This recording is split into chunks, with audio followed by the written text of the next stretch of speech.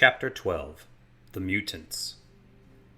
The tired group followed the directions given by the bandit, and their path was lit by a 3/4 moon that periodically broke through breaks in the canopy of trees above.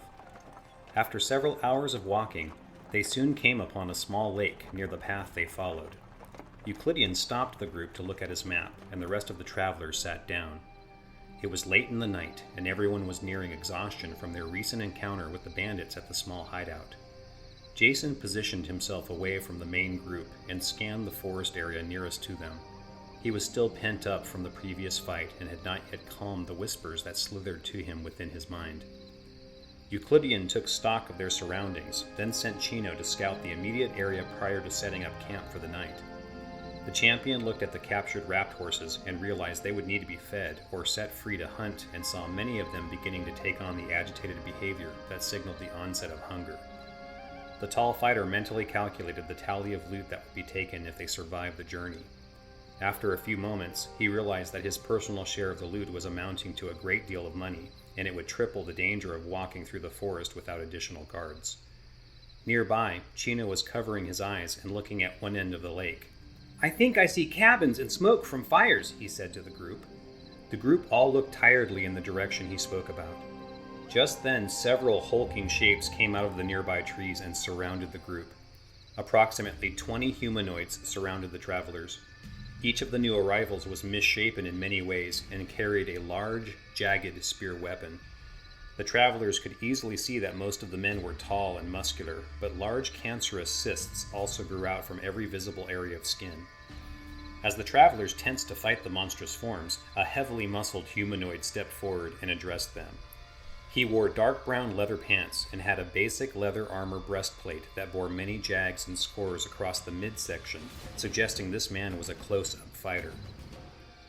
In a rough and earthy accent, the mutant said to the travelers, "You trespass on our lands, and we will kill you without speaking." Thinking quickly, Euclidean responded to the apparent leader of the mutant band. "Good evening. I apologize for trespassing, but we are travelers who are looking to trade our goods. Are you such a people in need of new wares at reasonable trade?" The mutant paused and appraised Euclidean. Then he looked at the rapt horses, laden with supplies, and said, "You a trader, eh? What stopped me take all and kill you?" This brought laughter from many of the men in the group surrounding the travelers. Euclidean leaned in and spoke loudly so all the others would hear what he said. The tall fighter replied, "Because then I would die when trying to kill you, and my man Vishan in Maronia would not receive the payment I owe him." He began to walk towards the leader as he spoke. The group of humanoids tensed, and many brought their spears to a ready position as Euclidean approached the leader.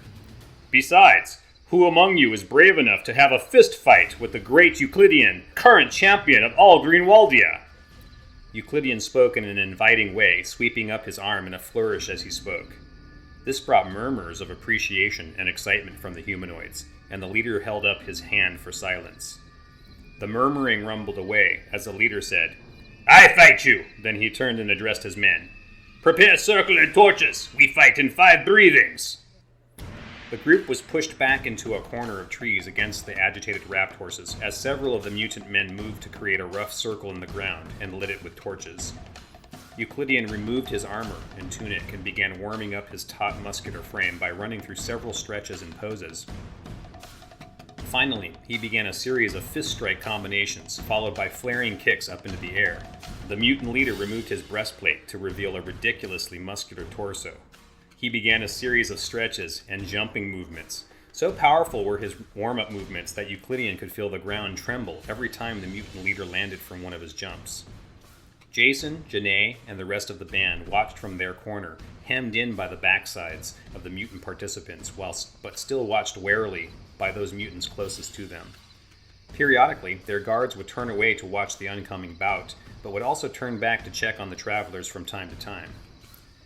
As Euclidean and the mutant leader continued their warm-up movements, Janae leaned in and whispered to Jacen, "What should we do?" Jacen whispered back, "We watch and hope the outcome of this bout is satisfactory. Be ready to fight our way out if something goes amiss and pass the word on to the rest of our band." Chino indicated from nearby he understood and turned to watch his master prepare. Janae spoke to Benny and the others and told them Jacen's plan. The mutant humanoids began baying for the fight to start when Euclidean held up his hands for silence. After a moment, he shouted, "If I should defeat you, then you will trade with us and offer safe passage through your lands. And when I win, you give all to us and leave the way you came," the mutant leader said. This brought laughter and shouts from the other mutants around them. "Agreed!" boomed Euclidean, and rushed over to the mutant leader to pummel his midsection with a flurry of blows. It was like striking stone, and Euclidean soon backed away, shaking his hands, as the mutant leader bellowed laughter, making his own men laugh too. All was chaotic shouts as the mutant leader darted forward to grab at Euclidean, who rolled away at the last moment. The mutant leader became slightly off balance, then righted himself, and swung around to face Euclidean again. Euclidean ran up, feinted, and kicked the leader at the knee joint, only to have the move glance off the rigid musculature with no effect. The mutant leader used the fighter's movement to grab the tall warrior into a bear hug and began squeezing Euclidean. Euclidean squirmed and struggled, but the mutant leader was too strong. Just as Euclidean was about to run out of air, he savagely brought his head forward and connected with the mutant leader's nose. A loud crunching noise was heard, and the mutant leader bellowed in pain and released Euclidean, who dropped to the ground in pain and gasped for air.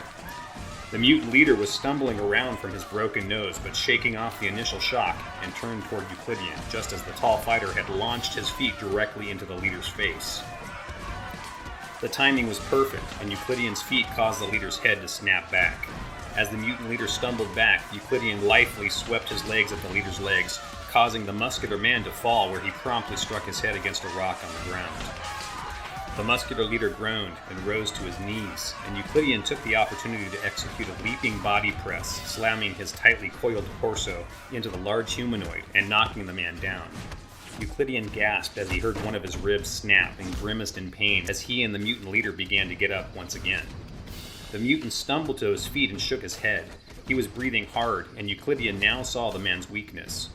Holding his wounded side, Euclidean rushed in and began slapping the mutant lightly in the face from different areas, then dodged away from the mutant only to lightly slap him again. Using this technique, the mutant began to tire and eventually fell to the ground in exhaustion.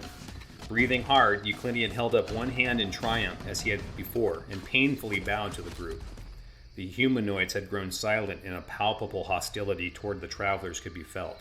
Just as the mutants were growling and seemed likely they would tear into the travelers, the mutant leader rose to his feet and held up a hand for silence. "We will trade with them," he said, then turned toward Euclidean. "Good fight, eh?" he said, and smiled, showing several missing teeth in his large skull.